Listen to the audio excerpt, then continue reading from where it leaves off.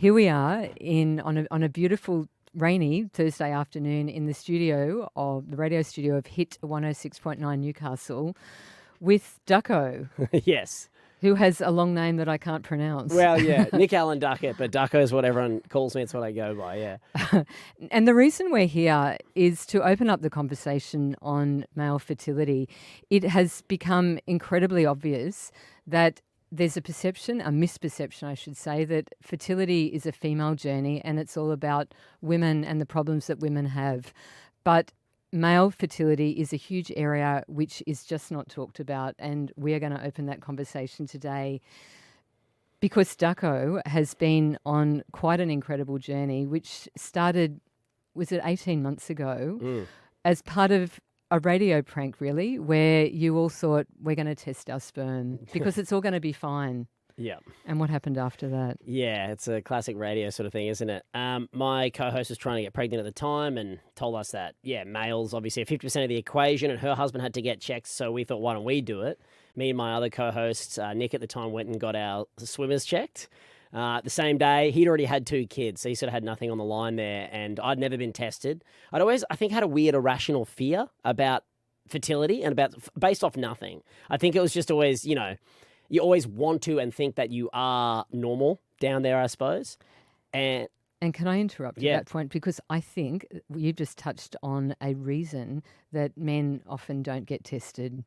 They think they're fine and they want to bury their head in the sand because it might not be fine. Yeah.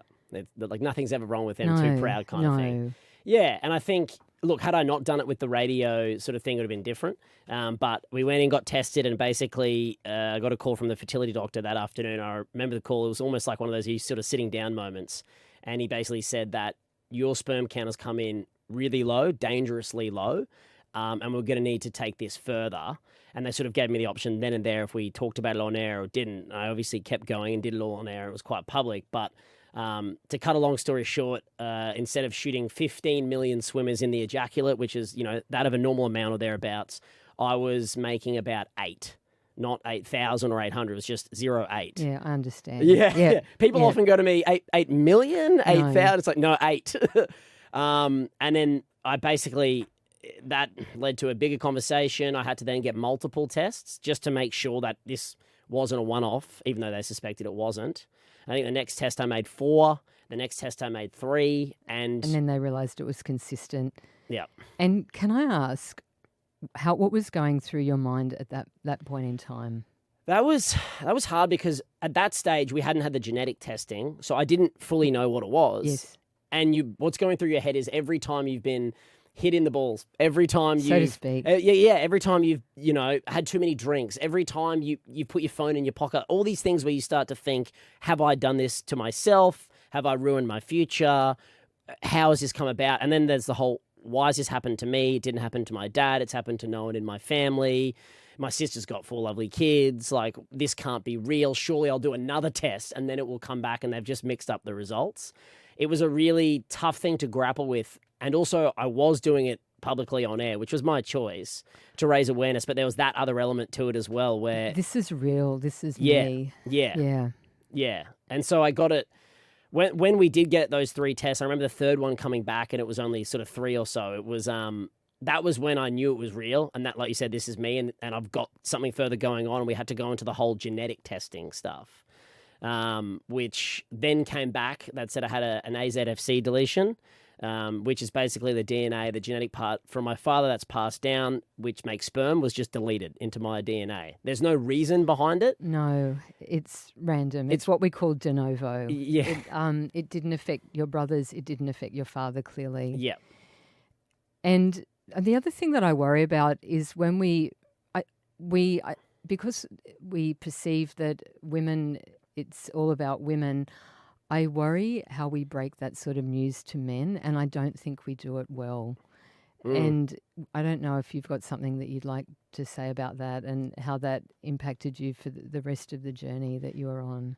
Yeah, I mean, my one was obviously a very unique situation because it was public, it was on radio, and the fertility doctor who handled stuff with me was very good, but it's still, I think, you get this level of shame and embarrassment, like a massive level of, I remember saying to my wife, I'm so sorry.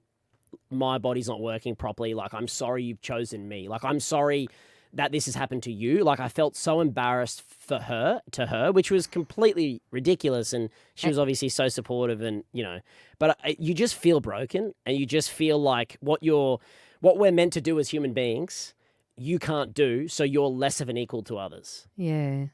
Especially as a male with, we struggle to speak our emotions and feelings at the best of times. And when it is your testicles and it is your semen, there is that whole masculinity thing. And I'm not one of those sort of blokes. I'm usually pretty, I do breakfast radio and I'm pretty emotional. I can speak, but I still felt it. Like I still felt all those things that guys do. And since talking about it on air, the amount of guys that have reached out to me that said they didn't speak about it for years to anyone, family, friends, whoever it may be. And I understand it because it hurts. Like you feel so broken and so incomplete, and there's no other way to describe it. Even though that's irrational, you just feel embarrassed. Yeah. But I suppose the thing to come out of it is that there's a problem, but it was an opportunity to work on the solution, which is the very, very positive thing that came out of that. And so what happened after that? So then I got the genetic testing, found that out. Then they basically said, because my wife and I, the funny thing is we were talking about having kids, but we weren't actually trying. So they said, you're obviously going to struggle to have kids with what I've got. Let's get your wife all checked and stuff like that just to make sure. And as it turns out, she had a genetic issue as well, which is also rare. Not as rare as I understand it in females, but it was a balanced reciprocal translocation. Yeah, so, which most people won't have heard about. Yes. But she would have also gone through her whole life and not known about that until she tried to have a baby. Exactly. And then would have had problems and would have had miscarriages.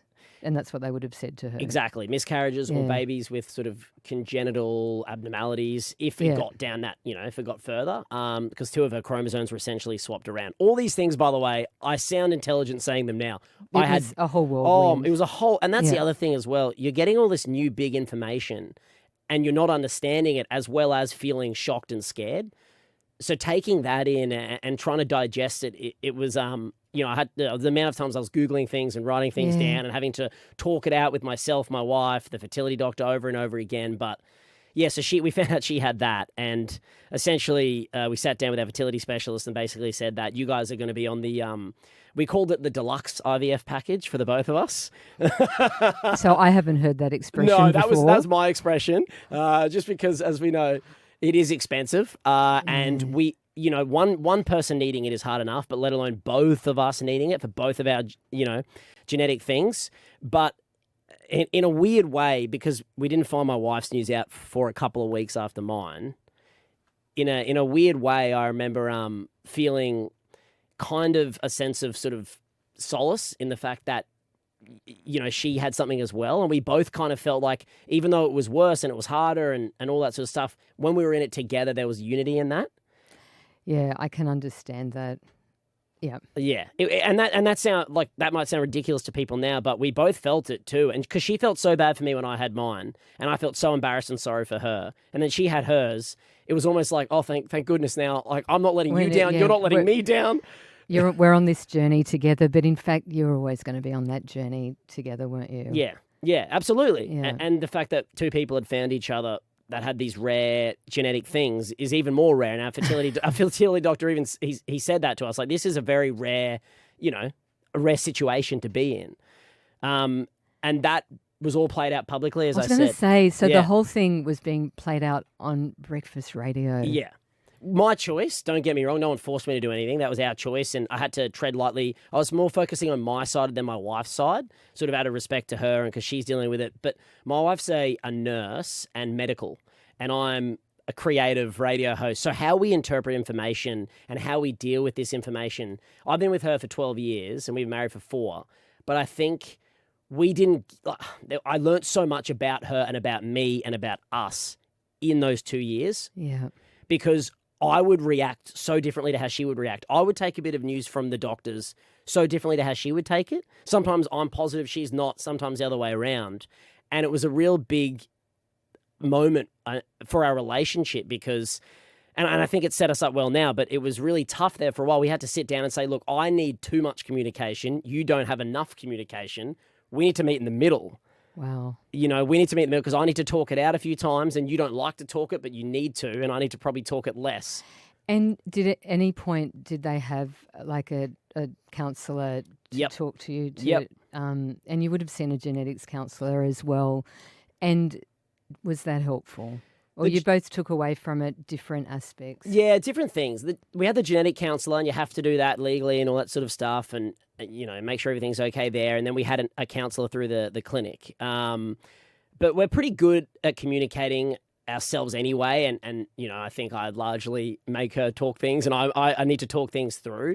It did help. It obviously did help. I think it helped us because it made us feel like we were on the right track with how we were handling it and dealing with it. Not that there's a right and wrong, but yeah, it was just like I said. It was a really turbulent time because it was playing out publicly. I had issues. She had issues. We weren't trying for kids. Like, that's the key thing to take away is we hadn't tried naturally the way grown-ups get to do and go, let's do it together and feel those feelings and do it.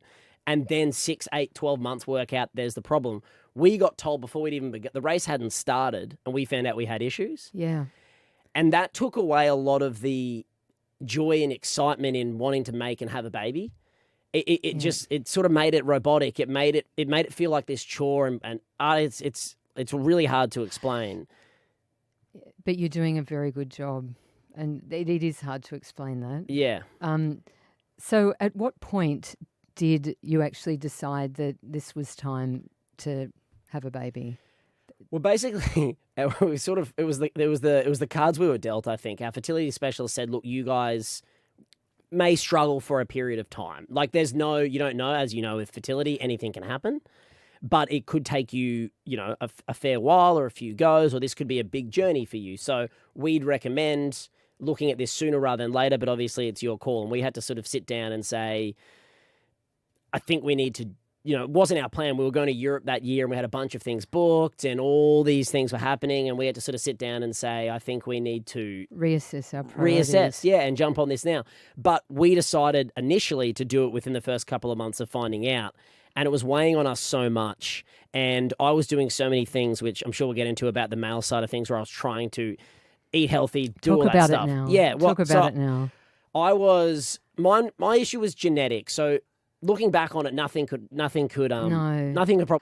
But some of you may have heard a post just recently that has completely gone viral about positive things, what men can do when they're considering fertility.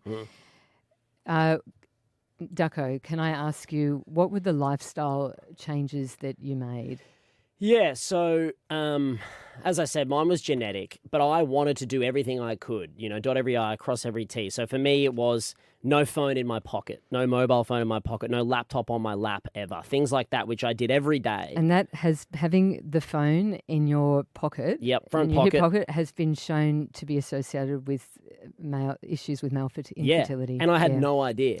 Cutting back on things like caffeine and alcohol. Obviously, I stopped drinking when I was doing all these tests, and because I was having to go to a fertility clinic in Sydney and essentially freeze sperm. They basically said to me, "You're on a bit of a clock," because I make a little amount of sperm. There could come a time when there's nothing. Exactly. Yeah. So, and they don't know. That could be tomorrow. That could be a decade. Yeah. So it's like we need to keep giving you tests, and you need to keep doing tests to freeze as many vials as we can, essentially. Yeah. So I was going to Sydney back and forth from Newcastle, 2-hour drive, and I was doing that for months. And for that period, I was not drinking, cutting back all caffeine, not phone in the pocket, no laptop on me, eating walnuts, like green vegetables. Menavit, coenzyme Q10, all the antioxidants. Correct. I was on another drug called an anastrozole, which they put me on, which is an estrogen blocker. Yep. Which, as I understand, breast cancer recovering patients take it. That's right. Which knocked my emotional scale around a little bit when I was on it. Yeah, which added just another level. I was super emotional. It took me about a month to level out on that, and I had to take that sort of every day, which added that other level. And can I say, good on you for doing that. That's amazing. But in reality, there was a bigger picture playing out. It wasn't actually your lifestyle. It wasn't. This. And I'm fit. I'm healthy. I exercise 6 times a week. Yeah. I eat really well. I remember all my friends saying how shocked they were it was me out of all of our friends, because random. I'm probably the healthiest. Yeah, random. Completely no random. Reason. I know. And there was something I think I like to be in control, as most people do. And I was so out of control of this situation that I had, no control over. For me, the control was in what I put in my body and what I could do. Even though it wasn't going to do anything, I know that now. But at the time, if I was having a few beers, if I wasn't eating as many vegetables as I could, I was feeling like I was not putting myself in the best position. And can I say, all of those things that you did, that is the advice that I give to men who have got a slightly abnormal semen analysis. Mm-hmm. I know, as I say to you, there was a bigger picture playing out here. Yeah. And the other thing that you talk about, the lack of control, that is what fertility is. It's the one thing in your life that you can't plan. There's things that you don't have control over, and that can just make it a complete emotional roller coaster. And I see that. I see that. That's exactly what we called it, the roller coaster. And you just didn't know when you were getting off the ride. No. And for my wife and I and mainly for me, how I handled it, to handle this news, because there's so many news with fertility things. I was riding the highs and lows too much at the start. We got 8 sperm today, really excited. Then the next test, you got none. And I was really flat and low. But do you know what that is? That's just part of the normal variation in sperm production. That's nothing that you've done. Yeah. That's just the variation that is seen. Yeah. Yeah. And so I had to tell myself, no news is good news. No news is bad news. News is just news. News is news. There's good news, but it's just news. Exactly. And that was the only way I could sort of get through it and get through that moment, because there was, I think I have 8 vials of sperm frozen in the eastern suburbs in Sydney somewhere, paying rent still. I still say they're paying the eastern suburbs prices because we needed to do that. And like I said, I might have stopped making it today. I'm not 100% sure right now, but that period of going in and I was on like first name basis with the scientists and the receptionist there where I went, and I was having to do that. They'd call me that afternoon and you'd spend your entire day driving home from Sydney. Wondering what that result was. Oh, just you couldn't think about anything else, and you'd take the dog for a walk. You'd be waiting. Then they'd call you and, hey, yeah, Nick, so we found 2 today. And it was like, you don't even know, because the other issue is when they thaw it out, those 2... It may not survive. Yes. So it was, I've got 8 vials. Some have 2, some have 8 in them. But I might not get any of those to work if they had to freeze those out when we were doing our actual IVF process. And look, it seems to me 2 things that helped you get through this. Well, a number of things. It's more than 2 things. Having a supportive partner and being in it together, talking about it, doing what you could do to feel like you had some element of control. And I think all of that freezing was giving you some element of control.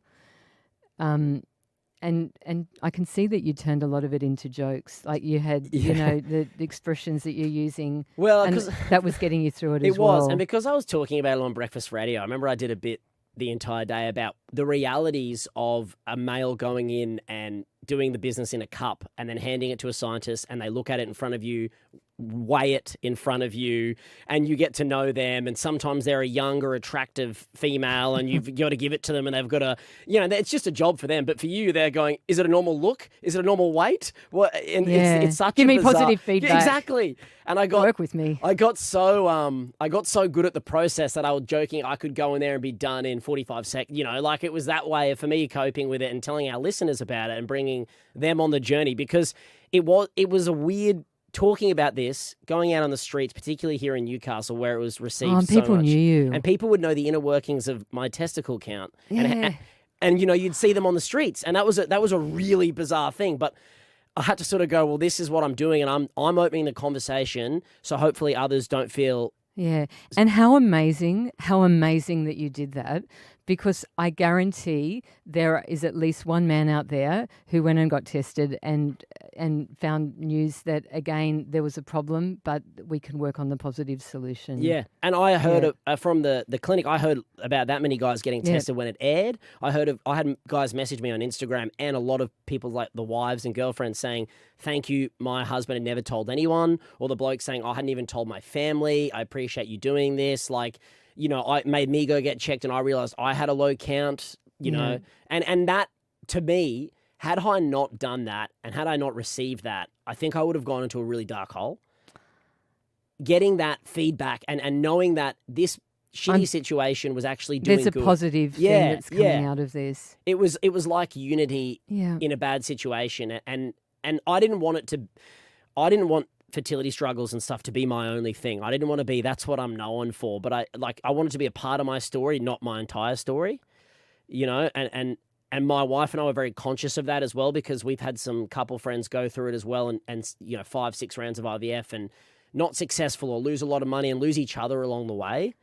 So we were very conscious it can be very destructive for relationships. It's a horrible process. No, the emotional side of it, you just don't understand. Yeah, you don't until you're in it. And like I said, I'm a pretty emotional guy, and but it throws you around so much. Like the amount of times we'd have friends' birthdays, baby showers was a killer, where you just go, we can't go.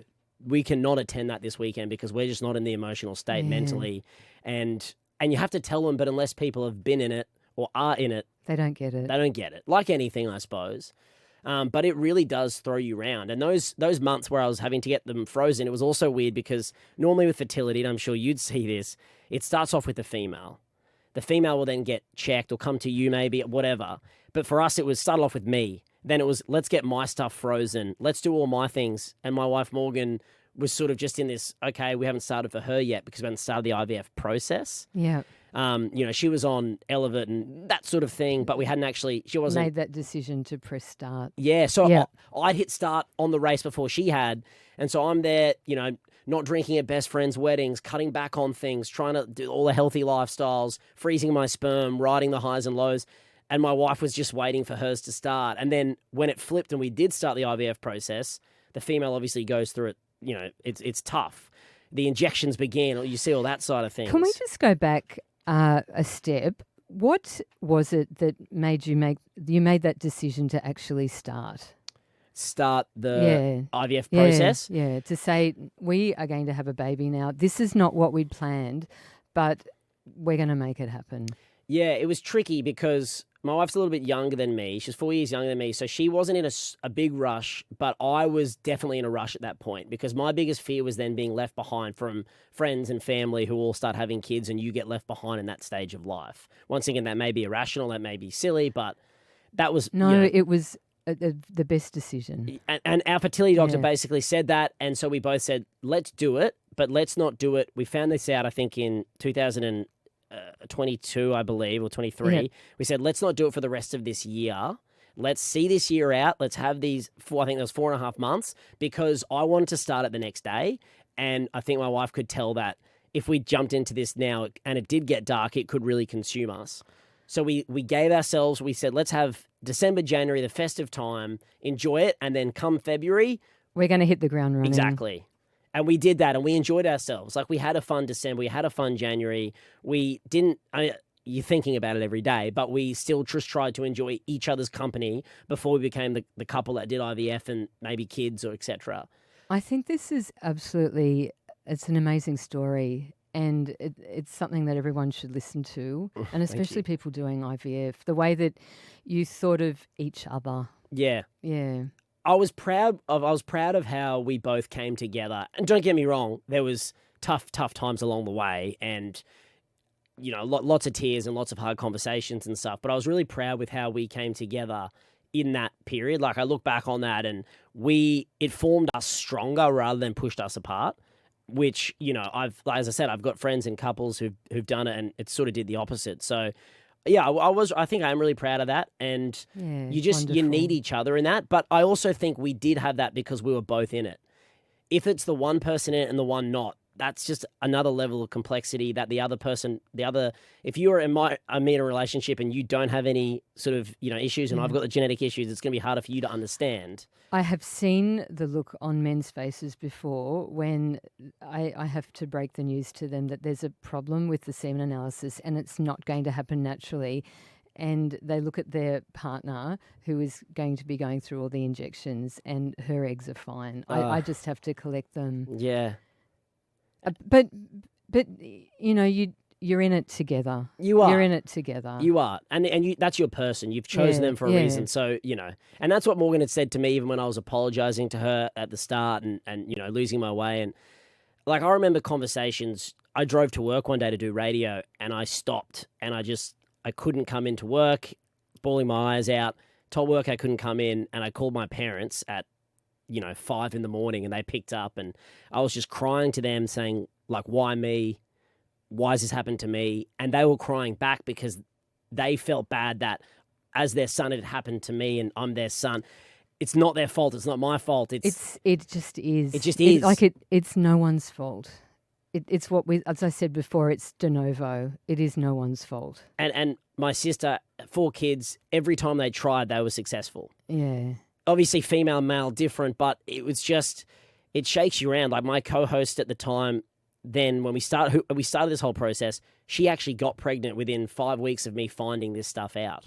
So then she had to sit me down and tell me, I'm actually pregnant and we're having a child. And I was all parts happy for her, but all parts like, I remember thinking, you put me in this situation and now you're getting the happy ending and I'm going to hell. That's how it felt, which is, once again, it's selfish. You get jealous. You can't fight those things. They come out. That is a natural human reaction. And our relationship took a dive. The radio show had moments where it was hard for me when she was talking about her pregnancy journey on air, which is absolutely what she has to do. And it's her life and it's amazing. But I would have to almost not speak for chunks of time while she was talking about it because it would just conjure up so many emotions in me and it would be so hard for me to handle. So there was, like, for the largest time, I would just putt along in neutral and you're just a duck swimming on water kind of thing. A duck. Yeah, I don't, no pun intended. Just to sort of get through. It's amazing what it does emotionally. And then what about the actual IVF process? What happened there? Yeah, so we started it and we were really lucky. So Morgan made, I think she made 33, had 33 eggs, but not all of them were usable. So we used 22 because my sperm count from that point in time, I think I made 8 sperm motile, but then there was, I think there was 30 in the ejaculate and they can inject it with a steroid to make the non-motile ones sort of awake. Yep. That's how I understand They can wake them up. They can wake them up, but they can't freeze those ones. No. Yeah, so but they had enough yes. to inject each of the mature eggs. Yeah, so I like to call them my clutch swimmers. They came through on the live sample of the day, and it was meant to be. Yeah, that was like one of the highest counts that you had. It was the highest count I ever made, and it was meant to be. Things were happening in your favour. And you know what's funny? When I made that one, I wasn't, not that I was like drinking much, but I wasn't doing all those things that I was doing the year before. Like we said, there's no connection. It was nothing that you did, good or bad. Yeah, it just was. And the other thing that they talked to you about was genetic screening. Mm-hmm. Like you had to do genetic screening so that because of that translocation chromosome. Yeah. So in Australia, we're going to talk about genetic screening now. Now that had to happen anyway because of the translocation chromosome which Morgan had. But the other issue was what you were carrying can be passed on, almost close to 100% is going to be passed on to a baby boy. Mm-hmm. It's not going to be an issue for a girl, obviously. And sex selection in Australia is, we can't do it, except for certain situations where a particular sex is going to be affected by something. Like there would be some conditions that cause significant handicaps or might even be a lethal situation. This would be one where you could put it to an ethics committee and there would be a role for doing sex selection to select out a boy. Yes. And that would have been another hurdle along the way, something else to think about and to talk about. Yeah, I remember the chat that they told us all of that and they explained that. And I had to say, what do you mean, a few times and kind of come to terms that, essentially we had the option, if our embryos were that of male, we could terminate them.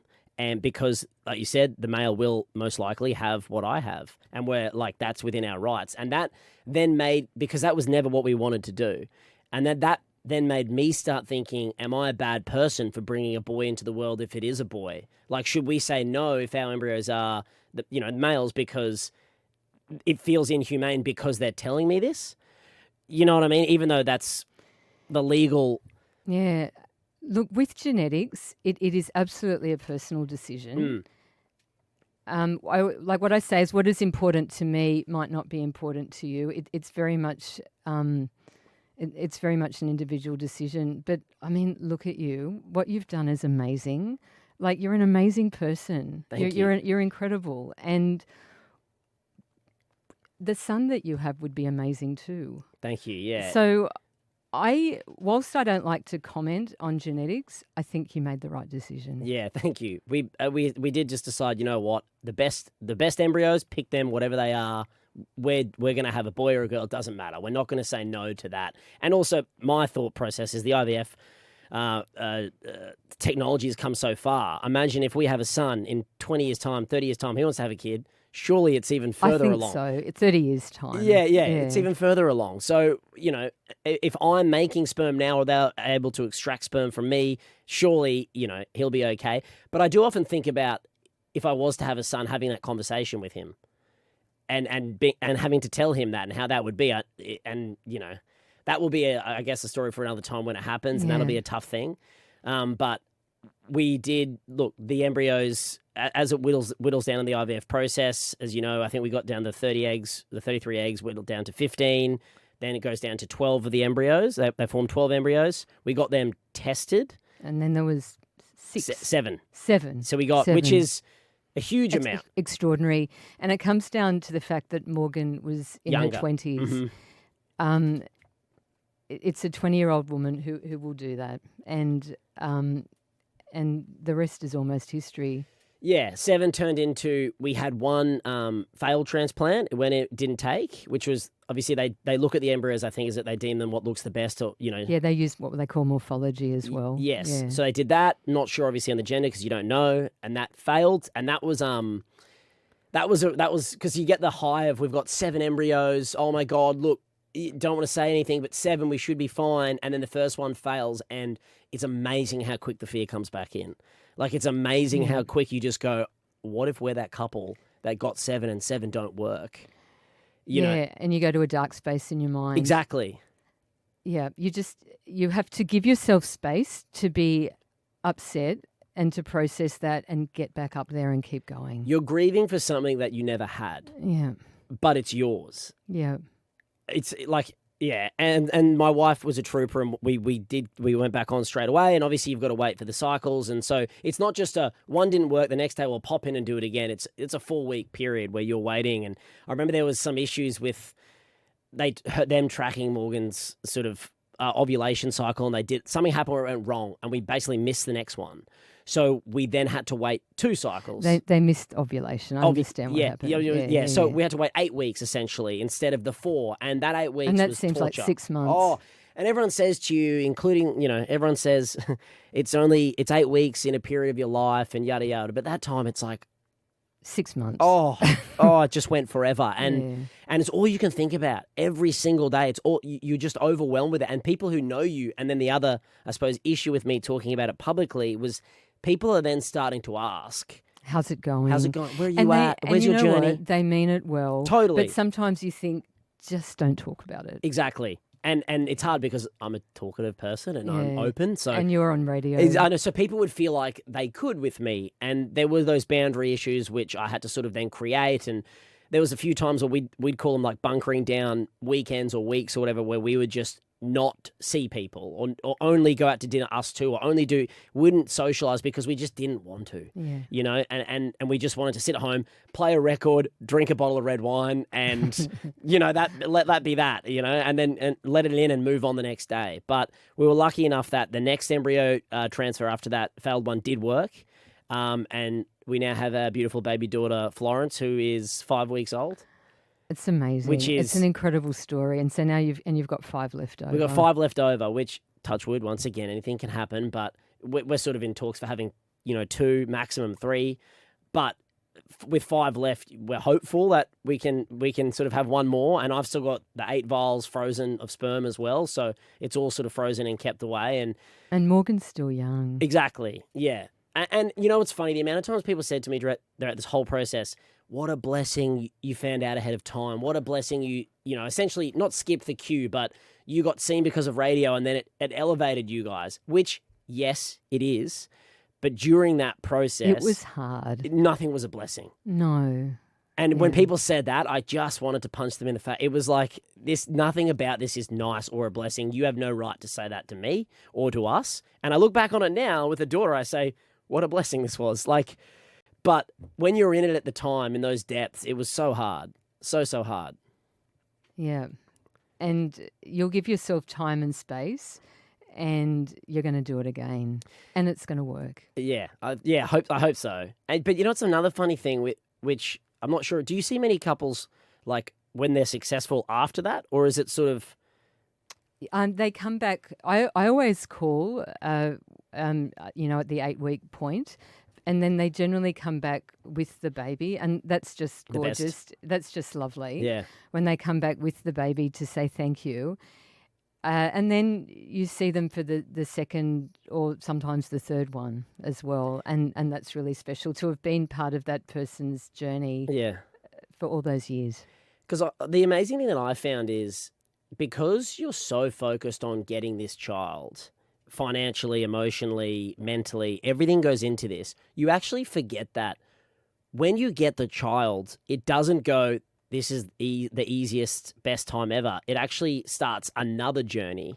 It's like when you get to that process, a new journey just begins. And because you've used so much energy and for some people money to get there, there is a level of, and I found myself thinking this and I felt bad thinking this because it was like, holy crap, I feel like we've been in this baby space forever. I don't remember our lives before it, and now we've got this kid, and this is exactly what I wanted, and she's amazing. But maybe I just want a little bit of a break. Yes, like it's gone from one thing to the next. Exactly. And yeah, I don't think about that, but you're absolutely right. Because you reach your Everest and you get your baby. But then there's like, it's not, you reach Kilimanjaro, but then there's Everest after that. Exactly. And I'd never had anyone explain that to me, and it wasn't until we got and I had a friend who went through IVF, and they went through, I think, 6 rounds, and it was really hard, and it ended up working naturally for them. But I know now that he's had the son, he's had real issues coping with it and handling it because it was such a big part of their life. And there is that to it. I think for anyone listening who's going through it and thinking the goal is children, which it absolutely is, and it's the best thing ever, but just remember that when that time comes, that you got to leave something for actually bringing up the baby. You can't leave the tank on empty. Yeah. Which is another interesting, and that starts a whole new conversation. It does. It really does. And I'm going through that right now. And she's only 5 weeks old, and she's perfect and beautiful, and they're doing well. Oh, yeah. You wait till they're teenagers and during the age of... Yeah. I'm looking forward to everything. And look, I wouldn't trade for the world. I'm so grateful that in our horrible, shitty situation, we actually had a really good outcome and made that many embryos and all that sort of stuff. But yeah, it's every time I see someone who's going through IVF or they speak to me about it, I never give them advice because that was the worst thing I think someone did to me. It's just more, that sucks. I see you, I feel you, and I hope you guys are going okay, because you need your partner, you need each other, and you can't compare your story or your journey or where you're at in time to anything or anyone else. No, that's right. And look, I see couples at that moment of tension when we're talking about everything. And then I think every time you come into this room, it's me. This brings back memories. But I know that you've got a life outside that and you've got other things going on. I just don't see that. And they obviously don't associate that with me. So then, Ducko, I like calling you Ducko. Yeah, it sticks. It's easier. It sticks. Thank you. Thank you so much for sharing that incredible story. Thank you for opening up the conversation on male fertility. And just thank you for letting me come in here to your beautiful studio. It's been amazing talking to you. No, my pleasure. I appreciate it. Thanks for allowing me to do it. And I would say to any other guys, and I say this to my friends now, that we are 50% of the equation in making a baby. And if you can go and get yourself tested, it's not a hard test. We're all pretty good at doing it. And then you find out, then practice. You can practice if you want. But you'll then either lose all your anxiety and fear about if you aren't making any, or what. If you are, it's fine. Or you'll realize you have a problem, and knowledge is power, and you can work through it. You know, exactly. So like just get over your own ego and just put it aside and do it, because it is worth it in the long run. And if you can sort of skip that queue and get it done earlier rather than later, it'll make your life a lot easier.